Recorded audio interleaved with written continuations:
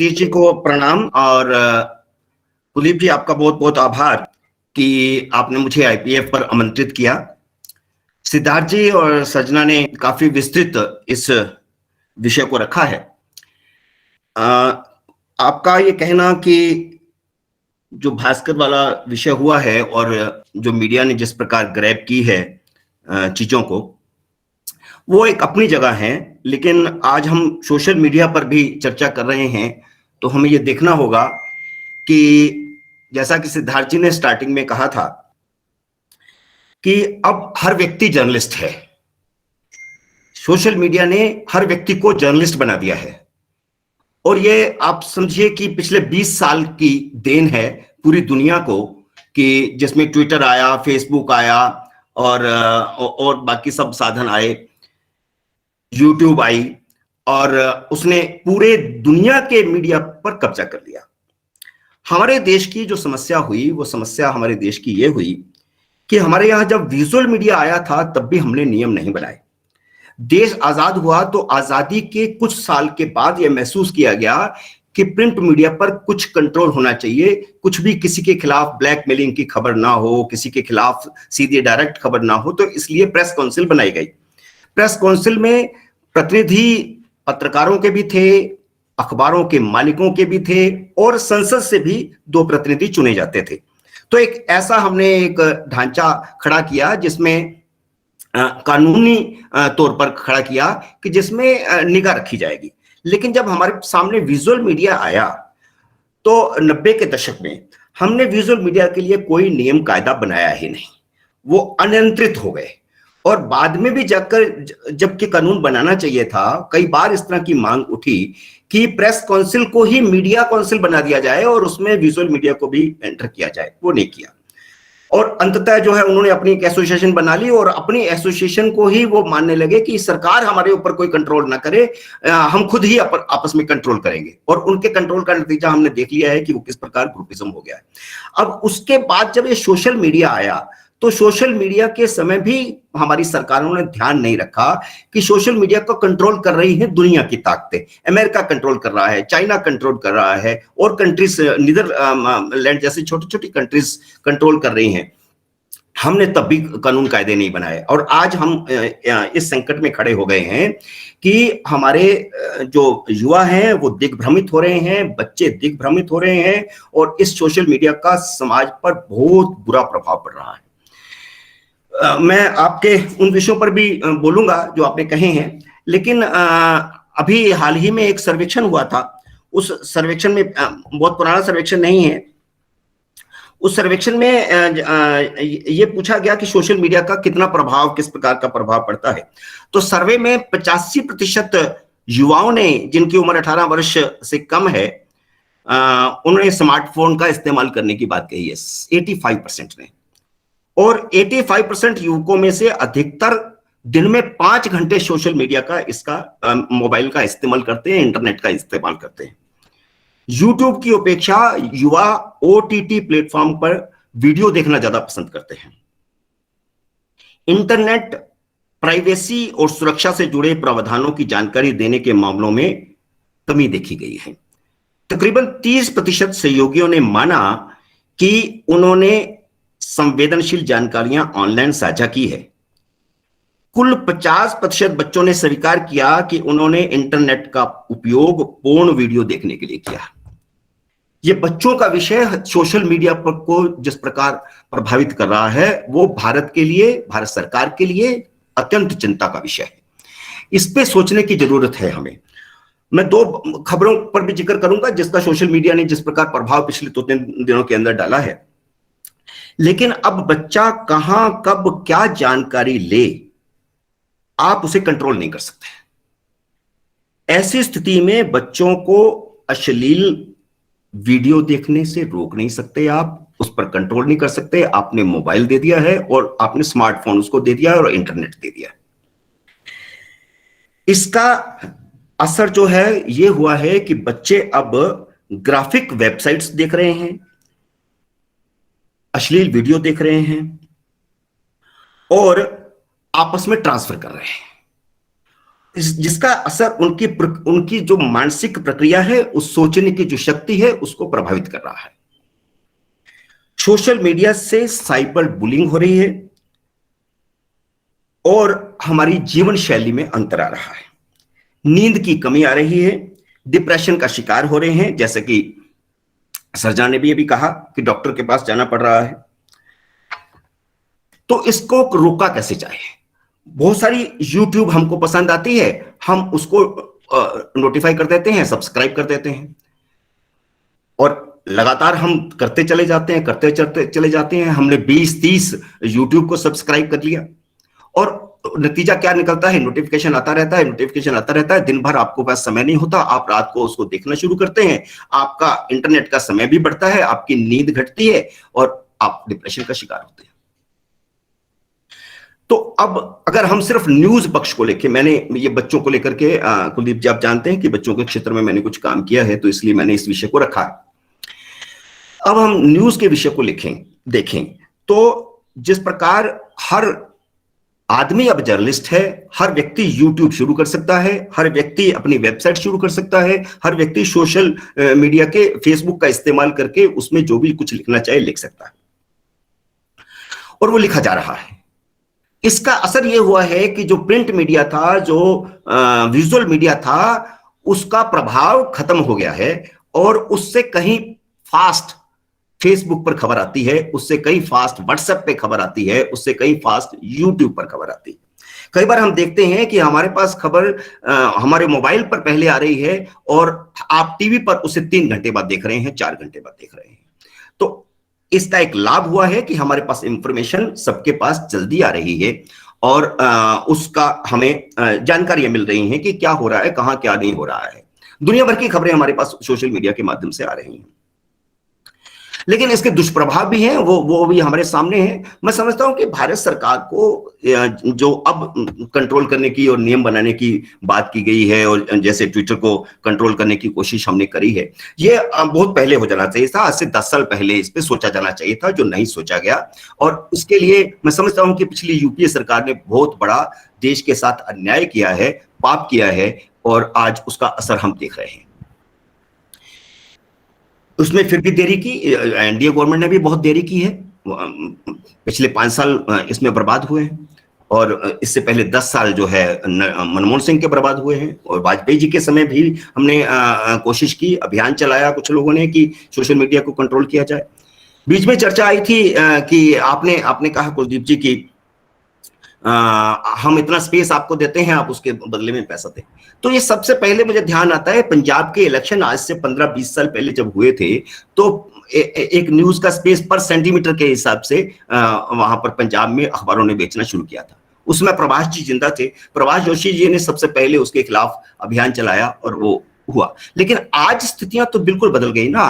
आज तो सबके हाथ में मीडिया है और उस मीडिया को तो अखबारों के मालिक कंट्रोल करते थे या चैनल के मालिक कंट्रोल करते थे, लेकिन अब इसको कंट्रोल करने वाला कोई भी नहीं है, अनियंत्रित है। मैं 2 खबरों का उदाहरण आपको देता हूं। भास्कर का आपने बात जिक्र किया कि भास्कर भोपाल के यहां 32 जगह पर छापे पड़े। अब वो उसको ये मान लिया गया कि ये मीडिया पर अटैक है और पिछले कई दिनों से वो पेगासस का मामला आया था और इसके अलावा और भी बहुत सारी चीजें हो भी रही हैं। ये भी इसको भी हमें नकारना नहीं चाहिए। हम अगर एक विचारधारा के लोग हैं तो हमें इस बात को भी समझना चाहिए कि मीडिया की लोकतंत्र में महत्वपूर्ण भूमिका होती है। चौथा स्तंभ इसको इसलिए कहा गया है।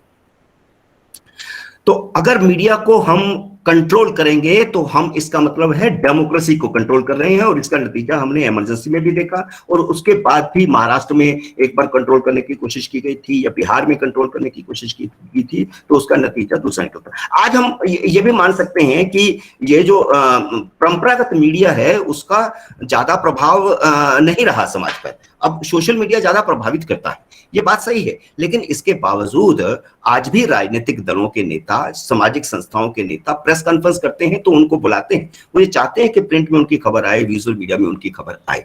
तो हमें उस परंपरा को भी कायम रखना चाहिए। कुछ घटनाएं हो रही हैं, जैसे पीआईबी के पास हैं, उनको मिनिस्ट्री में नहीं अलाउ किया जा रहा, या दूसरी ओर कुछ घटनाएं हो रही हैं, ये अपनी जगह है। अब भास्कर की घटना को आप ये कहें कि मीडिया पर अटैक है बाकी इस घटनाओं के साथ जोड़ करके, तो मैं समझता हूं वो गलत होगा। शायद हमारे जो इस समय लोग सुन रहे हैं शायद उनकी जानकारी में हो या नहीं हो। मैंने खुद भास्कर से जुड़ा रहा हूं, मैंने वहां पर स्पेशल कोरेस्पोंडेंट के नाम पर के तौर पर काम किया है। मेरी वाइफ वहां पर 11-12 साल तक सीनियर स्पेशल कोरेस्पोंडेंट रही है, और वो जो वहां पर चीजें हो रही हैं, मैं समझता हूं कि उसमें सरकारों ने बहुत पहले लापरवाहियां की हैं। जैसे अखबारों के अंदर पीएफ लागू नहीं है, अगर पीएफ लागू है तो वो 3-3 4-4 साल एम्प्लॉय होने के बाद लागू किया जाता है। सरकारें उन पर लागू नहीं, कंट्रोल नहीं करती, क्योंकि सरकारों को लगता है कि मीडिया हमारे पक्ष में रहना चाहिए, तो वो उनको मनमानी करने दी जाए। अब ये मनमानी भास्कर या नवभारत या राजस्थान पत्रिका या सब मनमानियां करते रहे हैं, उस पर कंट्रोल उस ढंग से नहीं किया गया जिस ढंग से किया जाना चाहिए था। अब नतीजा क्या निकला है, जैसा कि आपने कहा, मैं राजस्थान का ये उदाहरण देता हूं, कुलदीप जी आप भी राजस्थान से आते हैं, कि राजस्थान के अंदर जब भास्कर ने प्रवेश किया तो उसके बाद उसने जितने में 2 अखबार निकल जाएं, मतलब 8-10 करोड़ रुपया उन्होंने विज्ञापन पर ही खर्च कर दिया था। तो उसके बाद क्या हुआ कि सरकारें एकदम प्रभाव में आ गई, और आज राजस्थान के हर जिले में उन्होंने सरकारी लैंड ली है कम कीमत पर, और वहां पर मॉल खोल दिए, उसको कमर्शियल बना दिया। और इसके अलावा ये जिक्र आया है कि एक जंगल की जमीन पर कब्जा करके भास्कर ने संस्कार वैली नाम से स्कूल चला रहा है, जिसकी लाखों रुपए की फीस है, उसको वो कर रहा है। तो क्या अगर कोई मीडिया हाउस चला रहा है तो उसका क्या मतलब है कि वो जो अगर गलत काम कर रहा है कोई, तो उस पर सरकार का कोई नियंत्रण नहीं होना चाहिए, या सरकारी संस्थाओं का, इनकम टैक्स का या दूसरों का नियंत्रण नहीं होना चाहिए। भास्कर 6,000 करोड़ रुपए की टर्नओवर की कंपनी है, और इसके ये अब सिर्फ अखबार नहीं चलाते हैं, कोयले से बिजली उत्पादन करते हैं, इसकी 2 यूनिट है उनकी। कोयला खनन का उनका काम है, टेक्सटाइल का उनका काम है, तेल उत्पादन में है, वो रियल एस्टेट में है, एजुकेशन में है। तो वहां के उस प्रकार के धंधे। इसके अलावा मैं आपको बताऊं कि 2010 से लेकर के 2015 तक विदेशों से उन्होंने पैसा लिया बिना आरबीआई की अनुमति के। इतने बड़े बड़े घोटाले हुए और इनकम टैक्स उस पर रेड ही ना मारे, तो इसको कहना मीडिया पर हमला ये गलत होगा। अच्छा, ये दूसरा उदाहरण मैं आपको देता हूं कि सोशल मीडिया के माध्यम से जो हमारा दुष्प्रभाव हो रहा है। अभी परसों या चौथ की बात है, 21 तारीख की बात है कि 21 तारीख को एक खबर आई कि बद्रीनाथ धाम में नमाज पढ़ी गई। बहुत सारे, मैं इस समय उत्तराखंड में ही हूँ, पिछले 1 महीने से मैं यहाँ पर हूँ, तो दिल्ली से मेरे पास खबरें आई कि बद्रीनाथ और केदारनाथ भी जोड़ दिया गया कि दोनों जगह पर किया गया, जबकि ये पूरी तरह खबर गलत थी और पूरे देश में एकदम जंगल की आग की तरह फैल गई। और सोशल मीडिया का ये दुष्प्रभाव हमने देखा, वो पूरी तरह खबर गलत थी। बद्रीनाथ धाम से 1 किलोमीटर पहले एक पार्किंग बन रही है। उस पार्किंग में जो ठेकेदार है वो यहाँ का लोकल है, हिंदू है वो। उसने जो मजदूर लाए वो मुस्लिम थे, और उनकी जब नमाज का टाइम हुआ, उन्होंने पार्किंग के अंदर ही जो बन रही थी, अंडर कंस्ट्रक्शन है अभी, उसके अंदर एक जो नीचे वाला उसका जो तल बना था, वहां पर उन्होंने नमाज अदा करी। और उसका क्या हुआ कि सोशल मीडिया के ये दुष्प्रभाव हमारे सामने आ रहे हैं।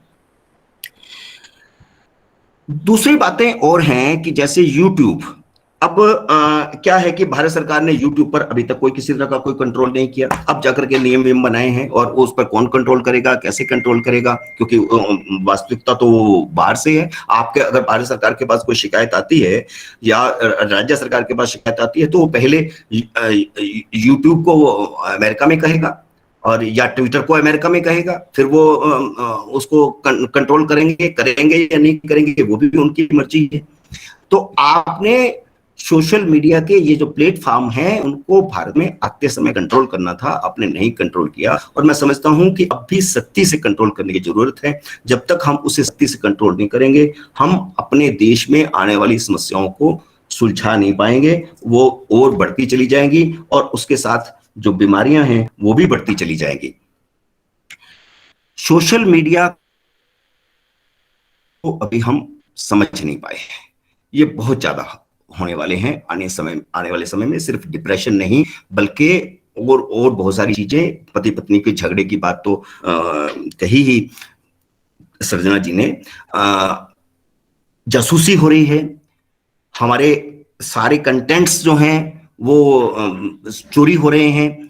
और आप देखिए कि बहुत सारी चीजें जो भारत में ही होनी चाहिए थी, वो सारी की सारी, अब सारे कंटेंट्स, सारा सोर्स गूगल के पास चला गया है। हम गूगल से पूछते हैं, हमारे पड़ोस में कौन है, हम गूगल से पूछते हैं। तो ये सारी चीजें जो हैं, हमारा ज्ञान सीमित होता जा रहा है।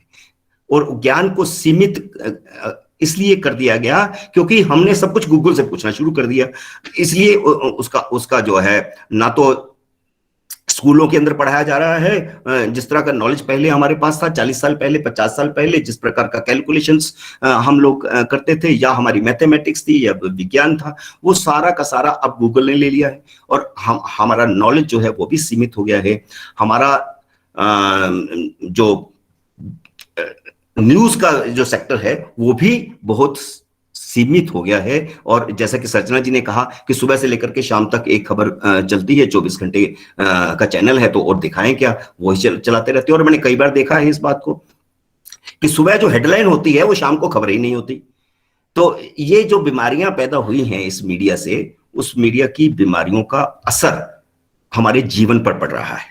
जो हमारे जीवन पर असर पड़ रहा है, उसके लिए अब नियम कायदे और मजबूत किए जाने की जरूरत है। और उसके लिए जरूरी है कि हम भी अपने परिवारों में इस चीज को सिखाएं, समझाएं, कंट्रोल करें। हम नोटिफिकेशंस कम लें, हम सब्सक्राइब कम से कम करें, जिसको देखना है उस वक्त जाकर के खोल के देख लें, बार बार के नोटिफिकेशन नहीं आने चाहिए। हम सोशल मीडिया का टाइम लिमिट अपने परिवारों में, समाज में सीमित करें कि हम 2 घंटे देखेंगे, 1 घंटा देखेंगे। तो इस तरह की चीजें करना बहुत जरूरी हो गया है, अदरवाइज समाज पर बहुत दुष्प्रभाव सोशल मीडिया के इसके पड़ेंगे। धन्यवाद।